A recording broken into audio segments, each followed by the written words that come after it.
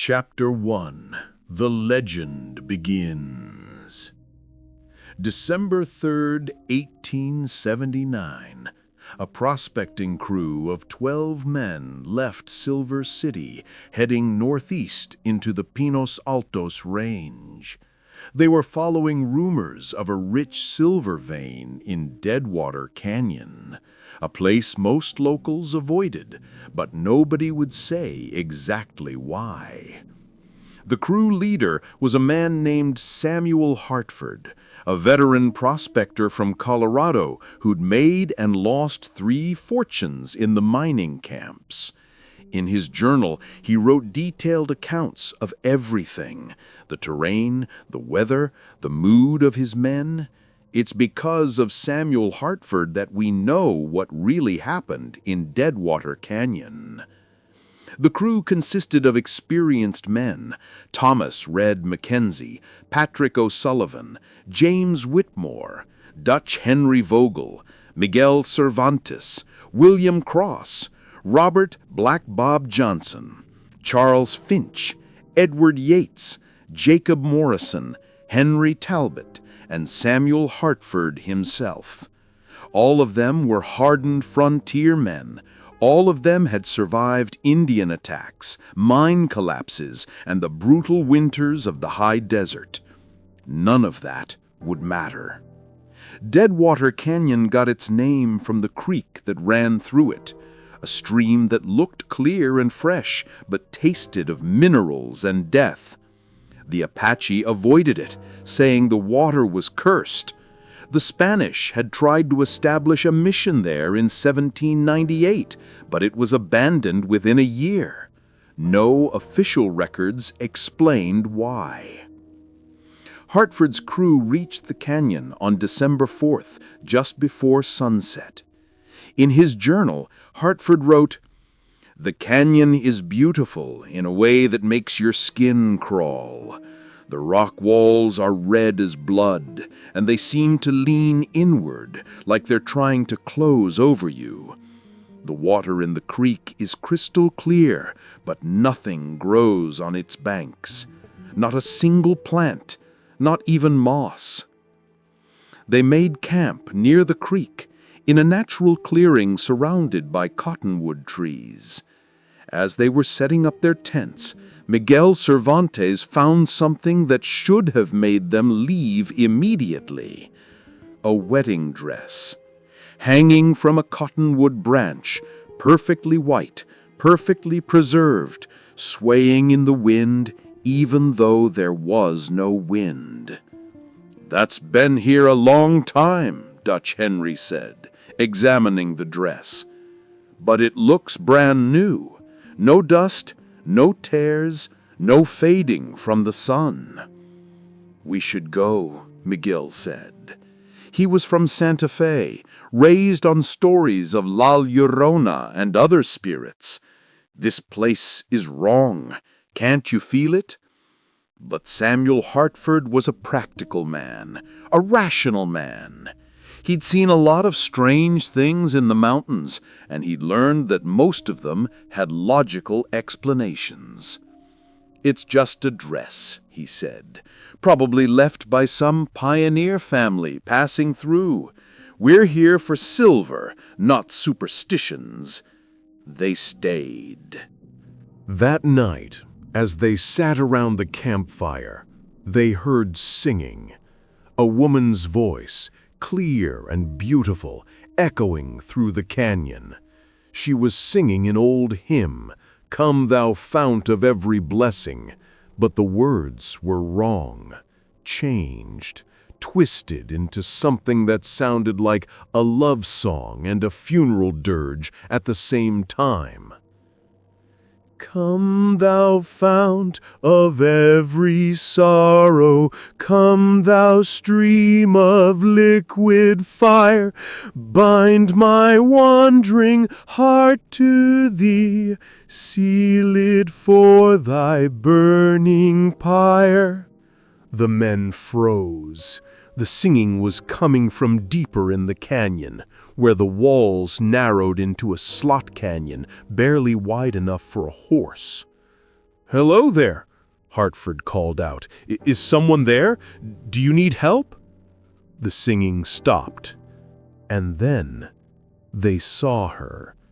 She walked out of the darkness like she was made of moonlight, a woman in a white wedding dress, her dark hair hanging loose past her waist, her feet bare despite the cold December night.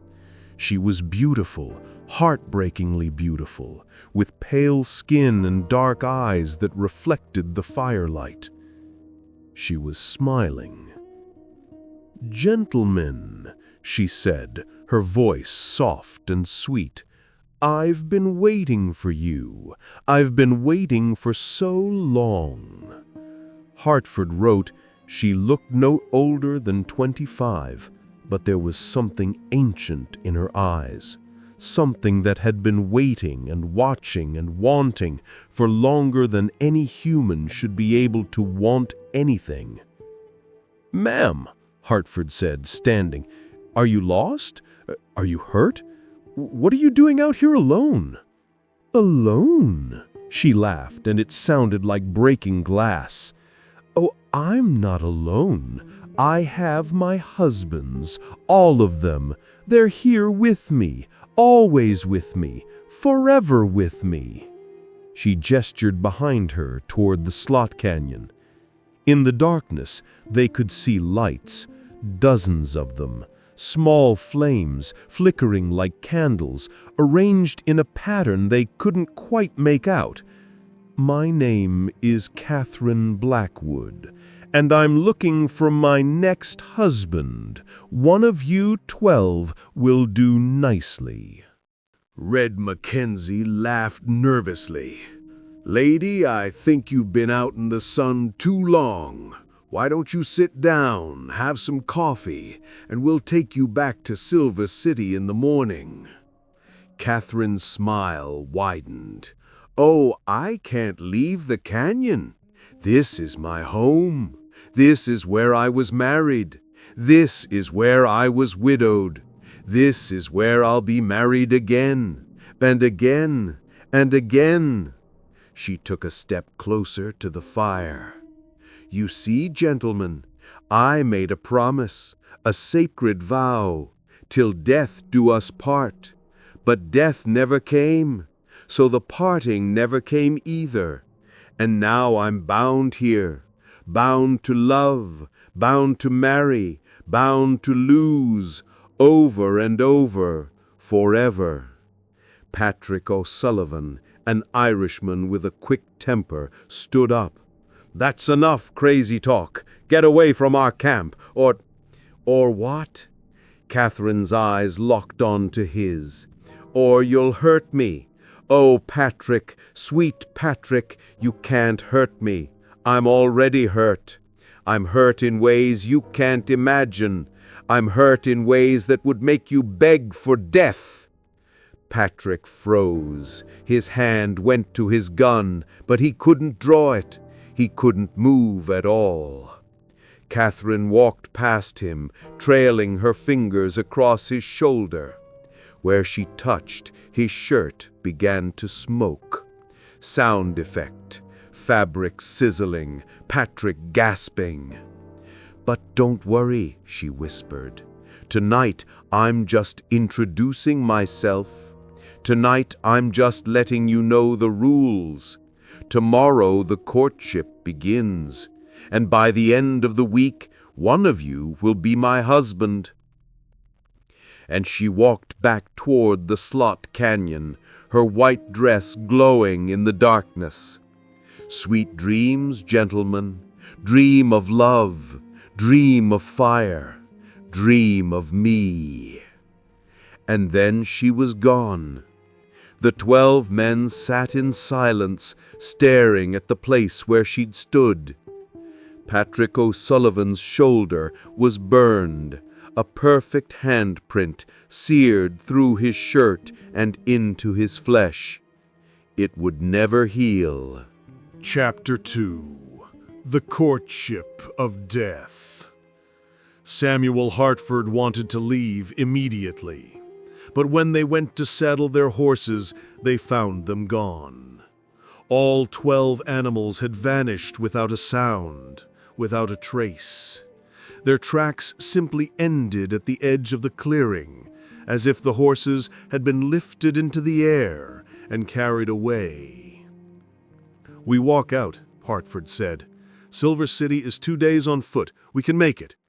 But when they tried to leave the canyon, they found something impossible. The path they'd used to enter, a clear, wide trail along the creek, was gone. In its place was a sheer rock wall, as if it had always been there, as if the path had never existed. Hartford wrote, "We searched for 3 hours. Every man swore he remembered the way we came in, but the canyon had changed, or we had changed, or reality itself had been to round us like a noose. They were trapped." As the sun rose on December 5th, Catherine Blackwood returned. This time, she wasn't alone. She brought breakfast. Fresh biscuits, bacon, coffee, all laid out on a white tablecloth spread across a flat rock. The food was still hot, still steaming in the cold morning air. "Good morning, my suitors," she said cheerfully. "I thought you might be hungry. Please eat. You'll need your strength for today." The men stared at her. In the daylight, she looked even more beautiful and even more wrong. Her skin was too perfect, too smooth like porcelain. Her eyes were too bright, too aware. And when she moved, she didn't quite seem to touch the ground. "We're not eating anything you give us," William Cross said. He was a former Union soldier, practical and suspicious. "And we're not playing your games. Tell us how to get out of this canyon." Catherine's smile never wavered. "Oh, William, sweet William, you can't leave until one of you marries me. Those are the rules. Those have always been the rules." "What rules?" Hartford demanded. "Who made these rules?" "I did," Catherine said simply. "When I died, when I didn't die, when I became something in between." She sat down on a rock, arranging her dress carefully around her legs. "Let me tell you a story, gentlemen. Let me tell you about Catherine Blackwood and how she became the widowmaker of Deadwater Canyon." And she told them. Catherine Blackwood was born in Boston in 1832. She was the daughter of a wealthy merchant, educated, refined, and beautiful. In 1854, she fell in love with a man named Jonathan Blackwood, a charming adventurer who promised her a life of excitement and romance in the wild frontier. They were married in Boston on June 15, 1854. 2 weeks later, they headed west. Jonathan had heard about silver strikes in New Mexico territory. He was convinced they'd make their fortune. Catherine believed him. She believed everything he told her. They arrived in Silver City in September of 1854 and immediately headed into the mountains, looking for a place to stake a claim. Jonathan had heard about a canyon with a crystal-clear creek, Deadwater Canyon. "It was beautiful," Catherine said, her voice distant. "The most beautiful place I'd ever seen. Jonathan said it was perfect.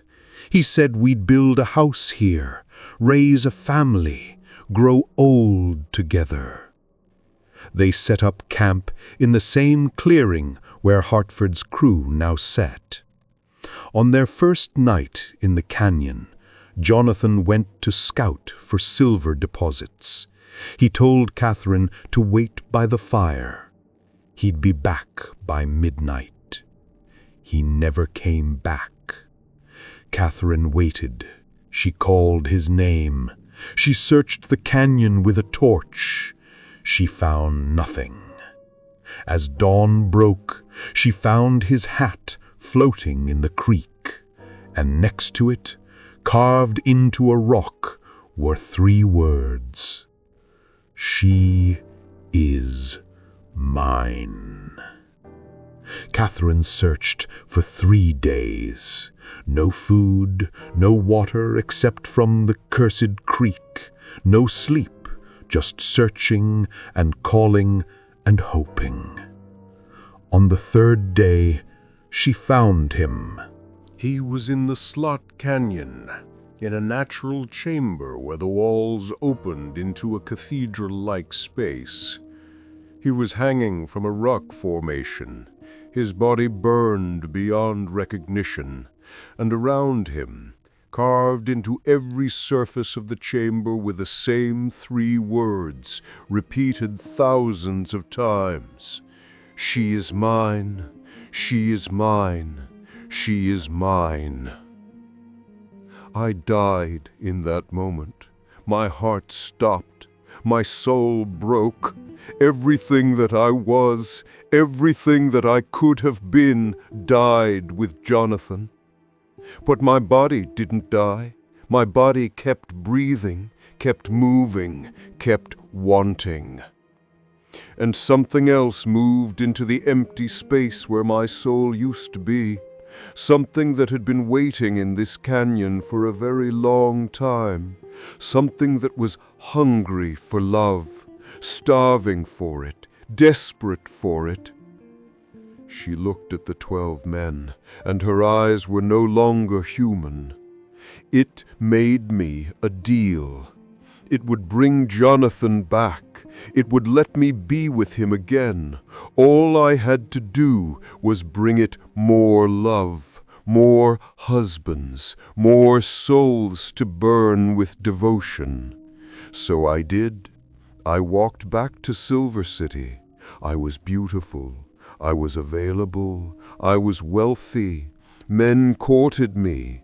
I chose the best one. I married him. I brought him back to Deadwater Canyon. And I watched him burn. And Jonathan came back. For one night, one perfect night, he was with me again, whole, alive, loving me the way he used to. And then he was gone, and I was alone, and the hunger came back. So I did it again, and again, and again. Catherine stood up, smoothing her dress. "I've had 47 husbands, gentlemen. 47 men who loved me, married me, and burned for me. And I need more. I'll always need more, because the hunger never stops. The wanting never ends." So here are the rules. Over the next 5 days, I will court you. I will test you. I will see which of you loves most deeply, most truly, most desperately. And on the 6th day, I will choose my husband. He will marry me. He will burn for me. And the rest of you will go free. Unless, of course, none of you love me enough, in which case you'll all burn, and I'll wait for the next group of men to wander into my canyon. She smiled that terrible smile. Let the courtship begin. Chapter 3. The Trials of Love. Samuel Hartford wrote in his journal, "We should have fought.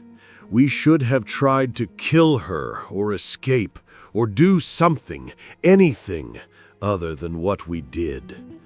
But we were paralyzed by fear and disbelief, and by something else, something none of us wanted to admit.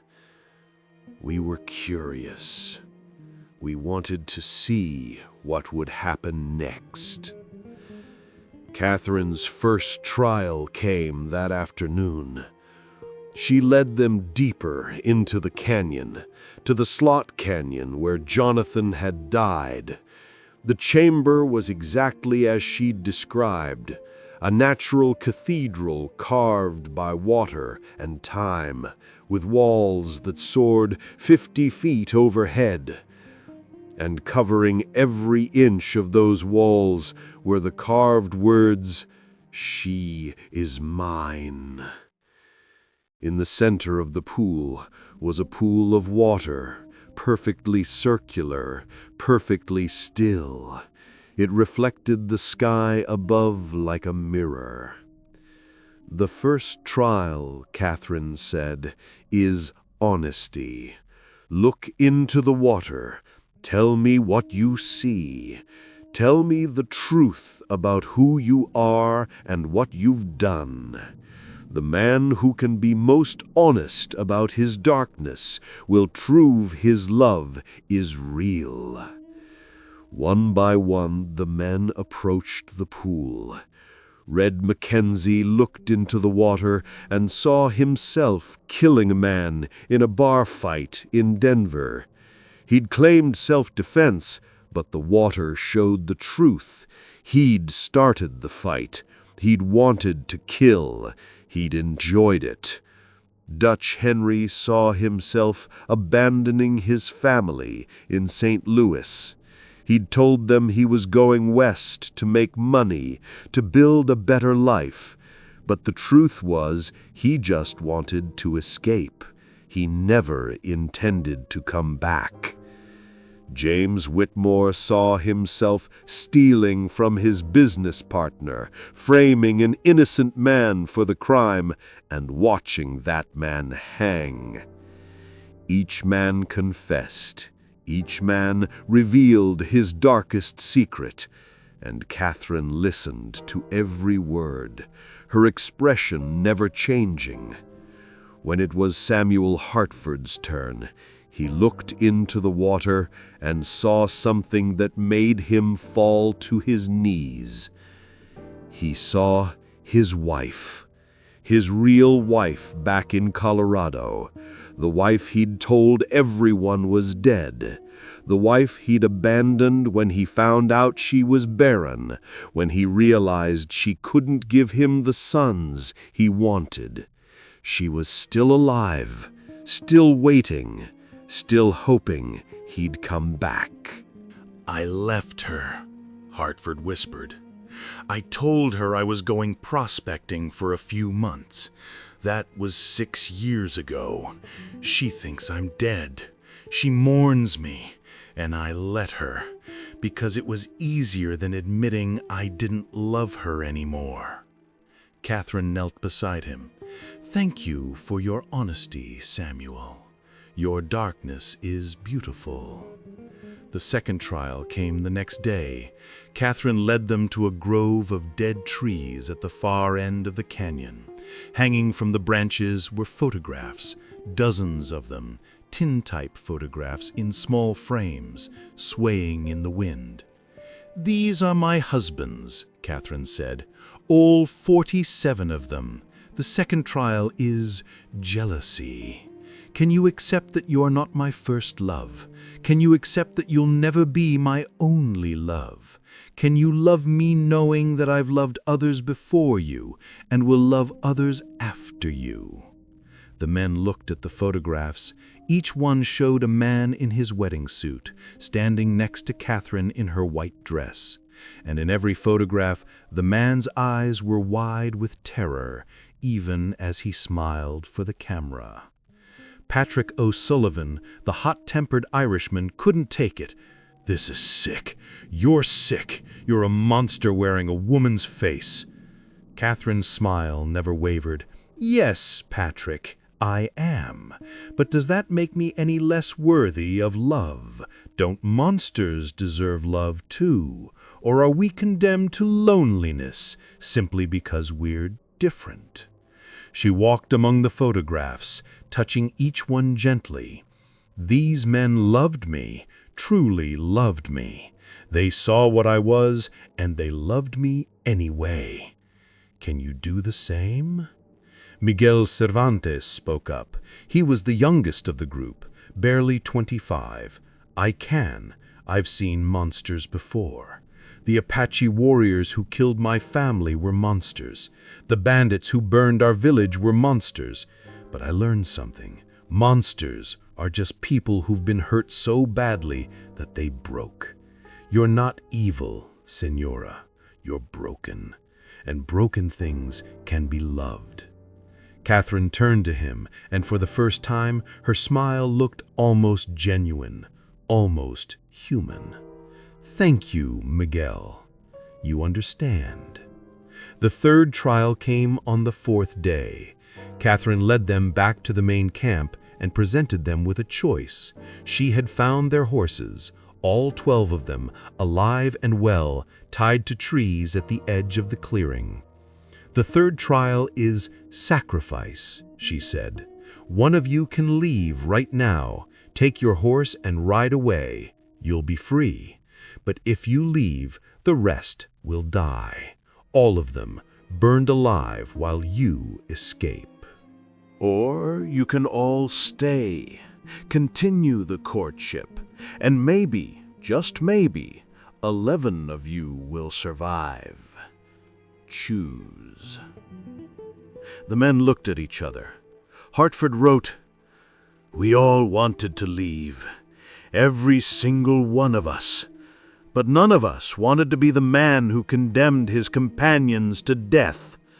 So we stayed, not out of courage, not out of loyalty, but out of cowardice, because it was easier to risk our own lives than to carry the guilt of 11 deaths." Catherine smiled. "You've all passed the third trial. You've proven you can sacrifice your own freedom for others. That's love, gentlemen. That's what love really is." The fourth trial came on the 5th day, and it was the cruelest yet.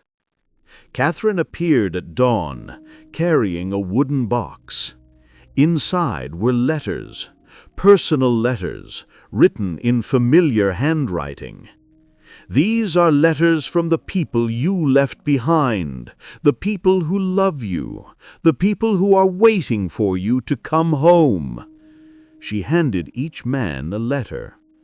Red Mackenzie's letter was from his mother, begging him to come home, telling him his father was dying and asking for him with his last breaths. Dutch Henry's letter was from his daughter, now 16, writing that she forgave him for leaving and just wanted to see him one more time before she got married. William Cross's letter was from his war buddy, the man whose life he'd saved at Gettysburg, writing that he'd named his son after William and wanted him to be the godfather. Each letter was perfectly crafted to cause maximum emotional pain. Each one reminded the men of what they'd lost, what they'd abandoned, what they could never get back. Hartford's letter was from his wife, the wife he'd abandoned. "My dearest Samuel, I know you're not coming back. I've known for years. But I want you to know that I forgive you. I understand why you left. I couldn't give you children, and I know how much that hurt you. But Samuel, I loved you. I still love you. And if you ever change your mind, if you ever want to come home, I'll be here. I'll always be here, waiting, hoping, loving you. Your wife, Elizabeth." Catherine watched them all break down, one by one. And then she said, "The fourth trial is this. Can you love me more than you love them? Can you choose me over the people who are waiting for you? Can you let them go?" The men sat in silence, clutching their letters, tears streaming down their faces. Miguel Cervantes was the first to speak. "I can. My family is dead. There's no one waiting for me. There's no one left to love, except you, Señora. I can love you. I want to love you." Catherine's eyes locked onto his. "Miguel, sweet Miguel, you've passed all 4 trials. You've been honest about your darkness. You've accepted my past. You've sacrificed your freedom. And now you've chosen me over everything else." She walked to him and took his hands in hers. "You will be my 48th husband." Chapter 4. The Wedding. The wedding was set for the 6th day, December 10th, 1879. Catherine spent the 5th day preparing, disappearing into the Slot Canyon and leaving the 11 remaining men to contemplate what they'd witnessed. Hartford wrote, "We should have stopped it. We should have fought for Miguel, tried to save him, done something. But we didn't, because we were relieved. Relieved it wasn't us. Relieved we might actually survive this nightmare.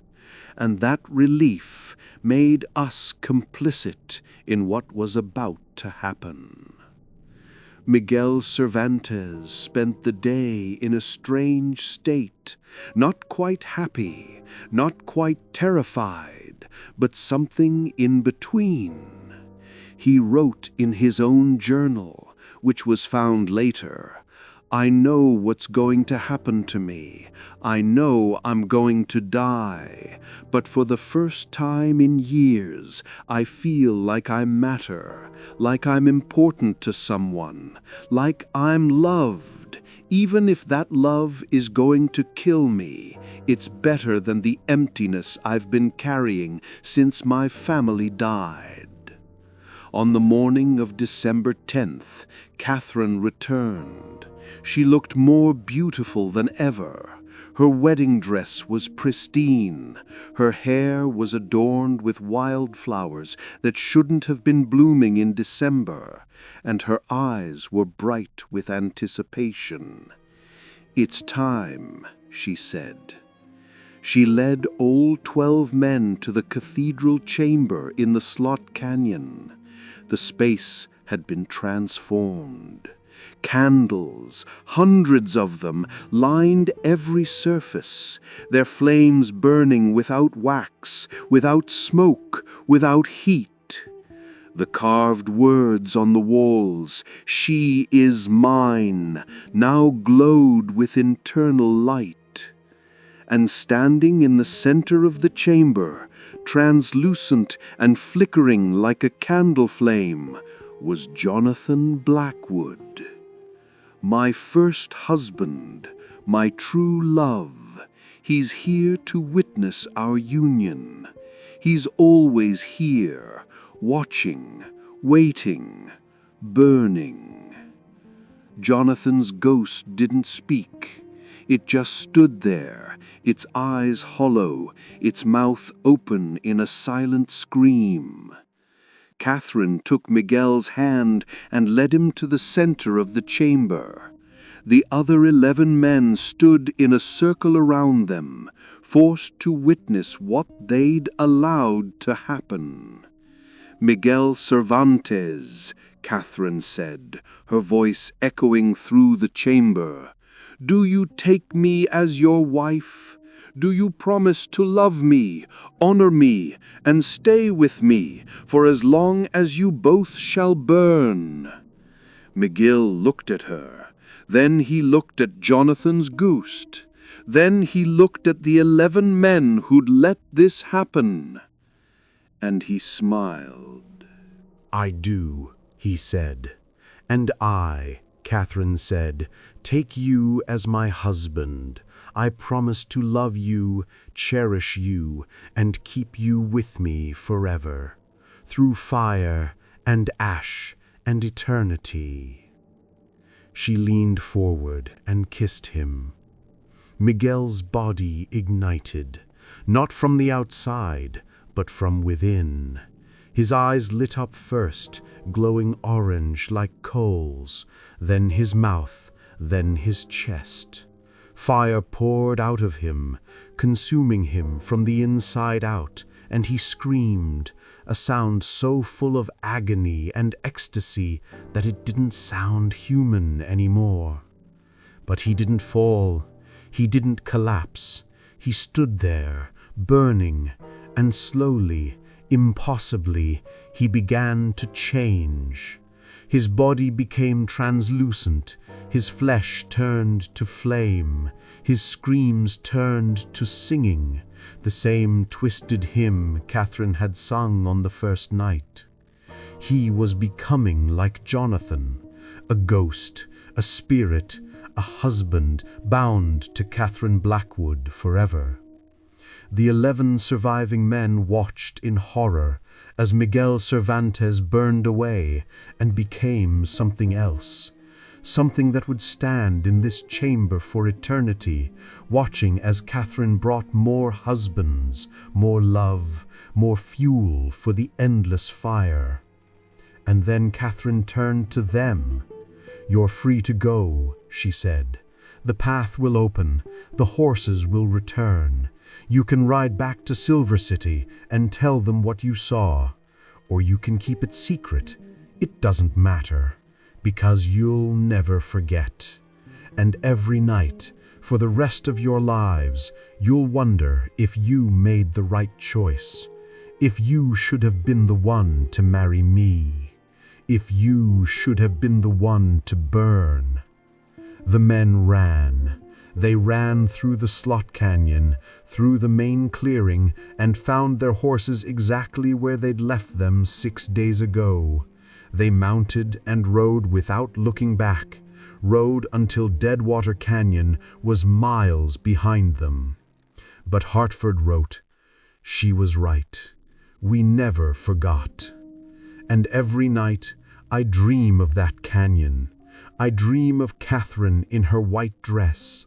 I dream of Miguel burning and singing, and I dream of what it would have been like if I'd been the one she chose, if I'd been the one to matter that much to someone, even if it meant burning forever." 10 of the 11 men made it back to Silver City. They arrived on December 12th, wild-eyed and traumatized, telling a story that no one believed. The 12th man, Charles Finch, didn't make it. They found him 3 miles from the canyon, sitting on a rock, staring back the way they'd come. He was smiling, and his body was warm to the touch, like he was burning from the inside out. He died that night, whispering Catherine's name. Chapter 5. The Aftermath. The Grant County Sheriff's Office investigated the claims made by the 10 survivors. A search party was sent to Deadwater Canyon on December 15, 1879. They found the clearing. They found the creek. They found the cottonwood trees. But they found no wedding dress, no photographs, no carved words, no evidence that Catherine Blackwood or Miguel Cervantes had ever been there. The official report, filed by Sheriff Thomas Whitlock, stated, The prospecting crew appears to have suffered from a shared delusion, possibly caused by contaminated water or exposure to mineral vapors in the canyon. No evidence of foul play was found. The death of Charles Finch is attributed to heart failure brought on by exposure and exhaustion. But Sheriff Whitlock wrote something else in his personal journal. Something that wasn't discovered until 1943, when his grandson donated his papers to the Grant County Historical Society. I saw her. God help me. I saw her. On the last day of our search, as we were preparing to leave, I looked back into the Slot Canyon, and there she was, a woman in a white wedding dress, standing in the shadows, watching us.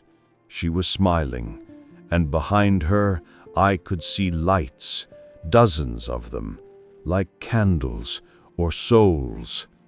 I didn't tell the others. I didn't put it in my report, but I saw her, and I know she saw me, and I know she's still there, waiting, always waiting. Over the next 40 years, 17 more men disappeared in or near Deadwater Canyon. Some were prospectors, some were travelers, some were just men who'd heard the story and wanted to see if it was true. None of them were ever found. But in Silver City, people began to notice a pattern. Every few years, a man would become obsessed with Deadwater Canyon. He'd talk about a woman in white. He'd say he could hear her singing. He'd say she was calling to him. And then he'd disappear. Samuel Hartford never returned to Deadwater Canyon, but he never stopped writing about it. His journal, which spans over 300 pages, is a descent into obsession and madness. The entries become increasingly erratic, increasingly focused on Catherine, increasingly convinced that he made the wrong choice. His final entry, dated March 3, 1893, reads, "I'm going back. I can't live with this anymore. I can't live knowing that I was too much of a coward to burn. Elizabeth died last year. There's nothing keeping me here, nothing keeping me from her, from Catherine. I'm going back to Deadwater Canyon. I'm going to find her. I'm going to tell her I was wrong. I'm going to ask her to marry me, and I'm going to burn. Finally, I'm going to burn." Samuel Hartford's body was found in Deadwater Canyon on March 7, 1893. He was sitting in the clearing facing the Slot Canyon. He was smiling, and his body was still warm. Carved into the rock beside him with 3 words, "She is mine." The canyon was officially closed to the public in 1903 after the territorial government declared it a hazardous area due to unstable rock formations. But the closure didn't stop people from going there. It just made them more secretive about it. In 1976, a group of college students from New Mexico State University went to Deadwater Canyon as part of a folklore research project. They set up camp in the clearing and spent 3 days documenting the area. On the 4th day, one of them, a young man named David Martinez, disappeared. His friends found him in the Slot Canyon, standing in front of a wall covered in carved words, "She is mine." He was smiling, and he was holding a wedding ring. David Martinez was institutionalized. He spent the rest of his life in a psychiatric facility in Albuquerque, drawing pictures of a woman in a white dress and writing the same 3 words over and over: "She is mine." He died in 2012. His last words were, "I'm coming, Catherine. I'm finally coming." 3 months ago, I found the box of evidence in the Grant County Courthouse: 12 journals, 47 photographs, and 1 wedding dress, perfectly preserved, sealed in a glass case. The dress was dated 1854. It should have been dust by now, but it looked brand new, perfectly white, perfectly clean. And when I touched the glass case, it was warm. I haven't been back to the courthouse since, but I dream about that dress. I dream about Deadwater Canyon. I dream about a woman with dark hair and pale skin standing in the shadows, smiling at me. And sometimes, late at night, I hear singing. Epilogue: The Invitation. Deadwater Canyon still exists.